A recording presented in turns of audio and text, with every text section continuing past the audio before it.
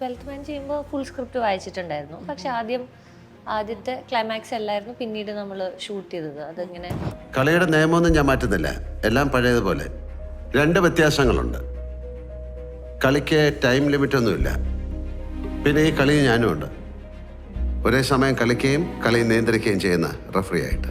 ജിത്തു സാറിൻ്റെ സിനിമയുടെ ഒരു പ്രത്യേകത ട്വിസ്റ്റുകളാണ്. അപ്പം ട്വിസ്റ്റുകളെ കുറിച്ച് നേരത്തെ റിവീൽ ചെയ്യുമോ?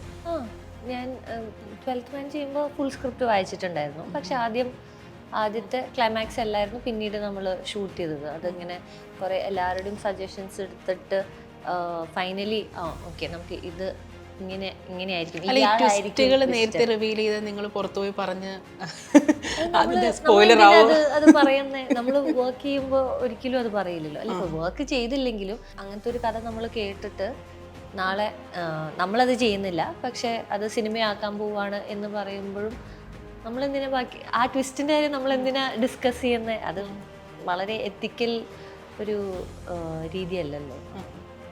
സിനിമയായിട്ട് ആൾക്കാർ കാണാൻ വേണ്ടിയിട്ടാണല്ലോ ട്വിസ്റ്റസ്. അതൊരു ഇമ്പോർട്ടൻറ്റ് പാർട്ടും ആയിരിക്കും ഒരു സിനിമയുടെ. അപ്പോൾ പിന്നെ അത് ഓഡിയൻസിലേക്ക് എത്തിക്കഴിഞ്ഞാൽ ഈവൻ ഓഡിയൻസ് ഒരു ഫസ്റ്റ് ഷോ കഴിഞ്ഞിട്ട് എല്ലാവരും പുറത്ത് പോയി പറയില്ലല്ലോ. അതിൽ ട്വിസ്റ്റ് ഉണ്ടെന്ന് പറയായിരിക്കും പക്ഷെ എന്താ ട്വിസ്റ്റ് എന്ന് പറയില്ല.